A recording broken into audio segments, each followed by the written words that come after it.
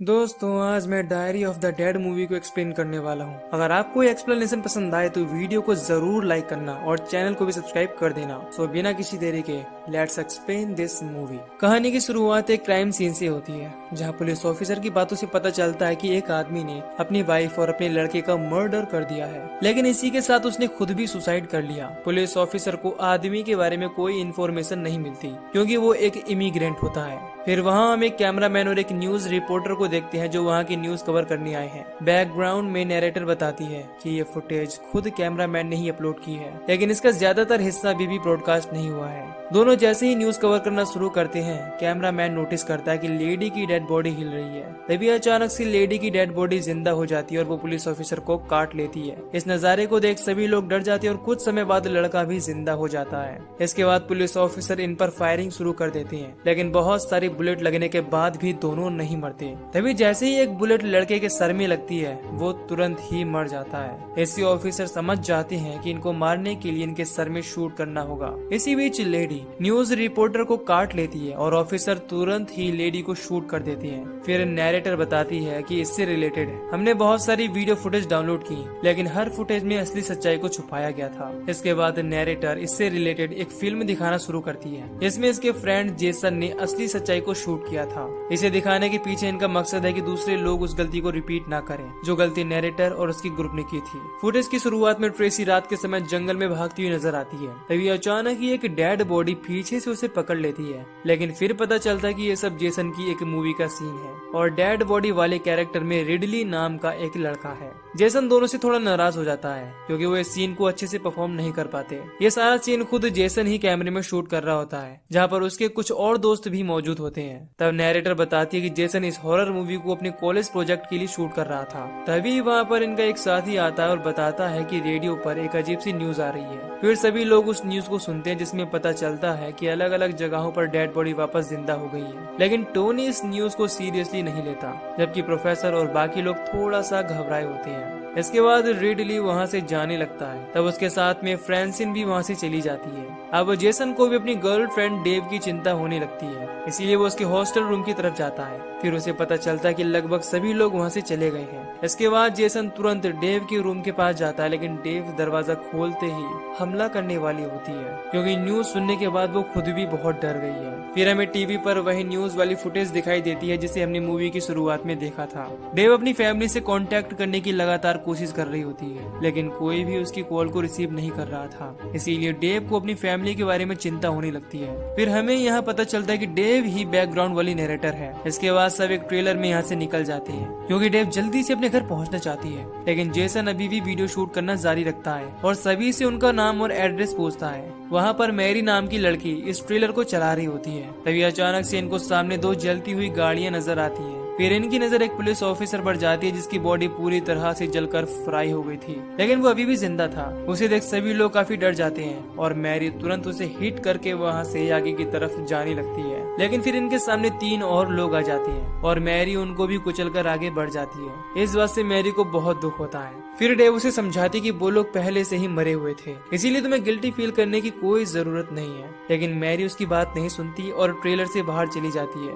इसके बाद बाकी लोग भी रेस्ट करने के लिए बाहर आ जाते हैं। मैरी इनसे अलग अकेली बैठी होती है और लोगों को मारने के गिल्ट में खुद को शूट कर लेती है। ये देखते ही सभी लोग उसके पास जाते हैं। फिर ये लोग नोटिस करते कि मैरी का पल्स अभी भी चल रहा है। इसके बाद ये लोग मैरी को तुरंत ही एक हॉस्पिटल में ले जाते हैं, लेकिन वो हॉस्पिटल पूरी तरह से खाली होता है। तभी डेव को किसी की आवाज सुनाई देती है और ये लोग उस तरफ जाते हैं, लेकिन फिर पता चलता है कि ये आवाज एक रेडियो से आ रही है। तभी गोर्डो रेडियो से आ रही आवाज को ध्यान से सुनता है। उसमें इनको कुछ लोगों के चिल्लाने की आवाज सुनाई देती है, लेकिन तुरंत बाद ही वहाँ से फायरिंग की आवाज भी आने लगती है। इस बात से सब हैरान हो जाते हैं। तभी गोर्डो किसी की आवाज सुनता है जो सर में शूट करने के लिए बोल रहा था। अब इनको रियलाइज हो जाता है कि रेडियो पर आ रही न्यूज सही थी। फिर ये लोग कुछ आगे जाते हैं और इनको एक पर्दे के पीछे डॉक्टर और नर्स नजर आते हैं। लेकिन डॉक्टर जब बाहर आता है तब इनको पता चलता है कि वो एक ज़ॉम्बी बन गया है। इसीलिए गोर्डो तुरंत ही ही सर में शूट करके उसे मार डालता है। इसके बाद एक नर्स भी बाहर आती है और वो भी ज़ॉम्बी बन गई थी, इसीलिए डेव उसे इलेक्ट्रिक शॉक देकर मार देती है। लेकिन वो नर्स फिर से खड़ी हो जाती है, जिसके बाद गोल्डो उसके सर में शूट कर देता है और मार डालता है। अब ये लोग हेल्प खोजने के लिए दूसरी तरफ जाने वाले होते हैं, लेकिन जेसन उनके साथ जाने से मना कर देता है क्योंकि उसके कैमरे की बैटरी खत्म होने वाली है और वो उसे चार्ज करना चाहता है। इसके बाद बाकी लोग हेल्प खोजने वहाँ से चले जाते हैं और जेसन मैरी की बॉडी के साथ वहीं रुकता है। लेकिन अब धीरे धीरे उसकी भी हालत खराब होने लगी थी क्योंकि किसी को अंदाजा नहीं है कि क्या हो रहा है। तभी जेसन को वहाँ पर किसी के चिल्लाने की और फायरिंग की आवाज सुनाई देती है। इसके बाद जेसन भी टेंशन में आ जाता है। फिर डेव एक कैमरे के साथ वहाँ आती है और उसकी बॉडी पर कुछ खून भी लगा होता है। जेसन डेव से पूछता है कि वहाँ पर क्या हुआ और तुम्हारे ऊपर ये खून कैसा है। तब डेव बताती कि अंदर एक ज़ॉम्बी ने मुझ पर हमला कर दिया, लेकिन उसके काटने से पहले ही गोल्डो ने इसे शूट करके मार डाला। अब दोनों आपस में बातें करने में बिजी होते हैं। उसी समय वहाँ का एक पेशेंट जिंदा हो जाता है, लेकिन तभी गोल्डो वहाँ आकर उसे शूट कर देता है। इसके बाद बाकी लोग भी वहाँ जाते हैं। पिछले आधे घंटे में गोल्डो ने 4 लोगों को मार दिया था, इसीलिए वो नर्वस होने लगता है। उसी समय मैरी को कुछ होने लगता है और वो भी ज़ॉम्बी में चेंज होने लगती है। फिर गोल्डो मैरी को शूट करने जाता है, लेकिन इस बार वो नर्वस फील करने लगता है। तब खुद प्रोफेसर अपने हाथों से मैरी को मार देता है। इसके बाद प्रोफेसर वो गन टोनी को दे देता है और सभी लोग यहाँ से निकलने लगते हैं। उसी समय पीछे से एक पेशेंट ज़ॉम्बी आ जाता है और गोल्डो के हाथ पर काट लेता है। तब एलियट तुरंत एक आईवी पोल से उस ज़ॉम्बी पर अटैक करने लगता है और उसके हार्ट यानी कि दिल पर अटैक करके उसे मार डालता है। ये देख उसकी गर्लफ्रेंड ट्रेसी बहुत दुखी हो जाती है। गोल्डो को बहुत ही ज्यादा दर्द होने लगता है और कुछ समय के बाद उसकी भी मौत हो जाती है। फिर ये लोग मैरी को दफना देते हैं और टोनी गोल्डो को दफनाने से पहले शूट कर देना चाहता है ताकि गोल्डो वापस जिंदा होकर ज़ॉम्बी ना बने। लेकिन ट्रेसी वेट करने के लिए बोलती है क्योंकि उसे लग रहा था कि शायद गोल्डो ज़ॉम्बी ना बने। लेकिन जिंदा होने के बाद गोल्डो भी ज़ॉम्बी बनने लगता है, इसीलिए ट्रेसी उसके सर में शूट कर देती है। इसके बाद ये लोग उसे भी दफना देते हैं और वहाँ से निकल जाते हैं। कुछ समय के बाद ये लोग एक टाउन पहुँचते हैं जहाँ एक ब्रिज के नीचे ज़ॉम्बी की डेड बॉडी लटकी होती है और वहाँ कोई भी आदमी नजर नहीं आ रहा था। तभी इसी बीच इनके ट्रेलर के अंदर कोई प्रॉब्लम आ जाती है, लेकिन ट्रेसी को रिपेयरिंग का काम आता था, इसीलिए ही वो चेक करने जाती है। तभी एक आदमी आकर इन पर गन पॉइंट कर देता है, लेकिन उसे जब पता चलता है कि ये जिंदा आदमी है तब वो आदमी शांत हो जाता है। वो आदमी गूंगा और बहरा था। फिर ये लोग इशारे से बताते हैं कि इनकी ट्रेलर खराब हो गई है और वो उसका बार्न यूज करना चाहते हैं। तभी वहाँ पर बहुत सारे ज़ॉम्बी आने लगते हैं, जिसके बाद आदमी उनको पाइप बम से उड़ा देता है और बताता है कि उसका नाम सैमुअल है। फिर ये लोग उसके बार्न में जाते हैं और ट्रेसी ट्रेलर को रिपेयर करने लगती है। उसी समय इनको हॉस्पिटल से मिले कैमरे में एक फुटेज मिलती है। ये फुटेज एक बर्थडे पार्टी की होती है।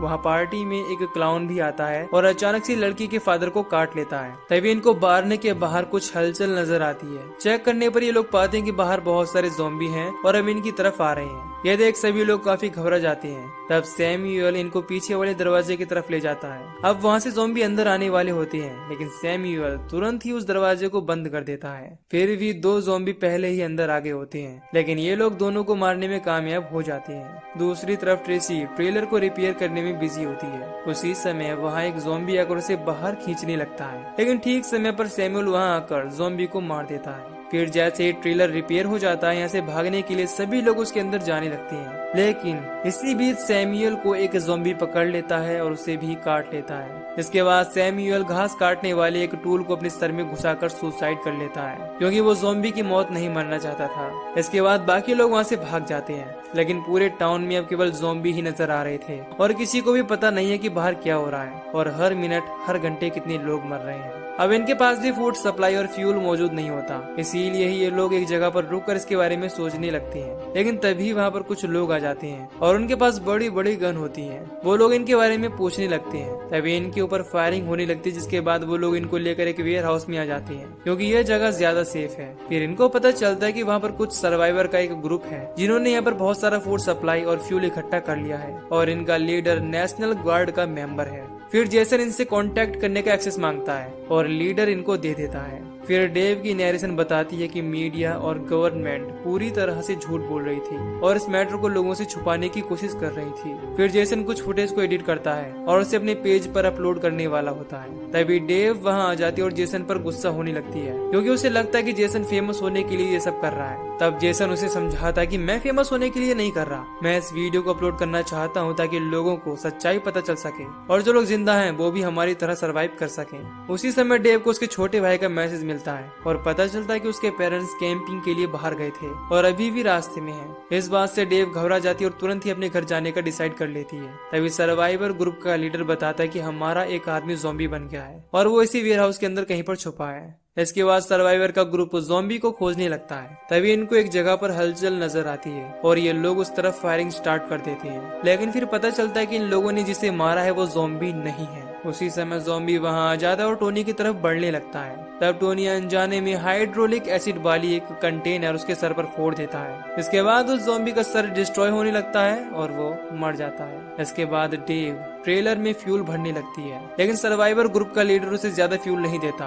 तब डेव उसके साथ बहस करने लगती है और कहती है कि हमें अपनी जरूरत की सारी चीजें चाहिए। लीडर एक अच्छा आदमी था, इसीलिए वो उसकी बात मान जाता है। इसके बाद सभी लोग अपनी जरूरत के हिसाब से कुछ फूड सप्लाई और वेपन लेते हैं, फिर वहाँ से निकल जाते हैं। कुछ समय के बाद ये लोग डेव के घर पर आ जाते हैं, लेकिन उसका घर अभी भी बंद होता है। डेव को लगता है कि उसके पेरेंट्स अभी भी रास्ते में हैं, इसीलिए वो उनके लिए वेट करने का डिसाइड करती है। इसके बाद बाकी लोग भी डेव के साथ रुकने का डिसाइड करते हैं, क्योंकि इस सिचुएशन में उसे अकेला छोड़ना ठीक नहीं था। फिर डेव दरवाजा ओपन करने की कोशिश करती है, लेकिन पिन गलत होने से वहाँ का अलार्म चालू हो जाता है। इसके बाद ये लोग उसे बंद करने के लिए गैरेज में जाते हैं। फिर डेव देखती है कि उसके पेरेंट्स की कार गैरेज में है और वो समझ जाती है कि उसके पेरेंट्स घर आ गए हैं। उसी समय टोनी की नजर कार की विंडो पर जाती है, जिसका गिलास टूटा हुआ था और उस पर खून लगा हुआ था। यह देखते ही डेव घबरा जाती है और अपने पेरेंट्स और भाई को खोजने का डिसाइड करती है। तभी उस समय डेव का भाई उस पर अटैक कर देता है, जो कि अब ज़ॉम्बी बन गया था। यह देखते ही प्रोफेसर तीर से उसके भाई को शूट कर देता है। अब सभी लोग बहुत डर गए होते हैं। तभी डेव की मदर सोफे के पीछे से बाहर आती है, जो अपने ही हस्बैंड को मारकर खा रही थी।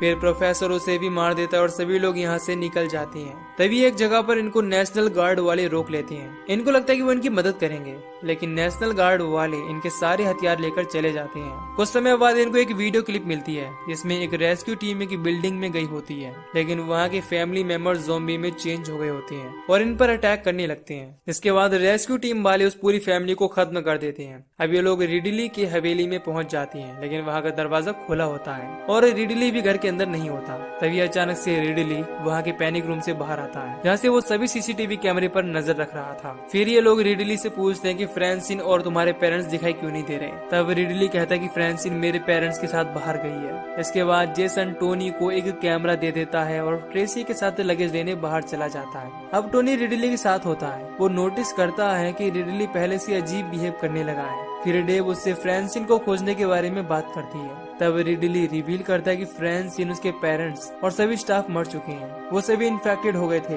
इसीलिए ही रिडली ने उनको मार दिया। इसके बाद वो डेव और टोनी को लेकर पुल के पास जाता है। तभी टोनी नोटिस करता है कि रिडली के हाथ से ब्लीडिंग हो रही है। पुल का नजारा देख डेव घबरा जाती है, क्योंकि रिडली ने सभी डेड बॉडीज को उसके अंदर फेंका था। लेकिन अगले ही पल रिडली वहाँ से गायब हो जाता है और टोनी को शक हो जाता है कि रिडली के हाथ पर जरूर किसी ज़ॉम्बी ने काटा है। वहीं दूसरी तरफ रिडली को दिखाया जाता है, वो नीचे गिरकर मर जाता है, लेकिन फिर कुछ समय के बाद जिंदा भी हो जाता है और अब रिडली एक ज़ॉम्बी बन गया था। वो बाहर आकर ट्रेसी पर अटैक करने की कोशिश करता है, लेकिन ट्रेसी वहाँ से भागने लगती है। इस दौरान जेसन ट्रेसी की मदद नहीं करता और सिर्फ वीडियो शूट करने पर ध्यान देता है। फिर ट्रेसी किसी तरह रिडली को मारकर बेहोश कर देती है और गुस्से में अकेले ही ट्रेलर को लेकर चली जाती है। फिर हम एलियट को बाथरूम में देखते हैं। तभी रिडली वहाँ आकर अटैक कर देता है और उसको बाथटब में डुबाकर मार देता है। ये सारी चीजें प्रोफेसर मॉनिटर पर देख लेता है। इसके बाद वो सबको इस बारे में बताता है और पैनिक रूम में छुप जाने के लिए सजेस्ट करता है। सब उसकी बात मान जाते हैं, लेकिन जेसन इसके लिए तैयार नहीं होता,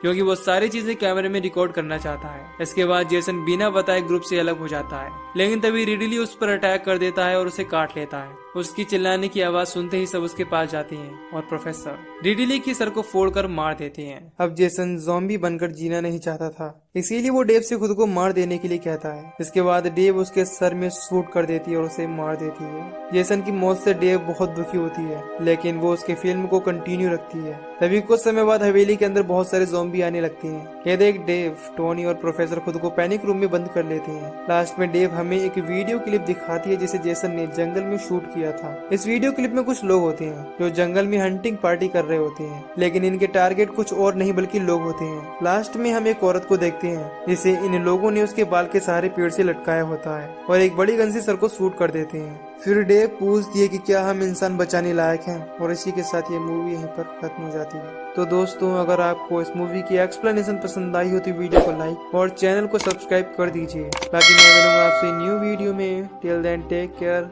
love you, bye bye. Comes next, I'm just doing my best, even though I'm so stressed out.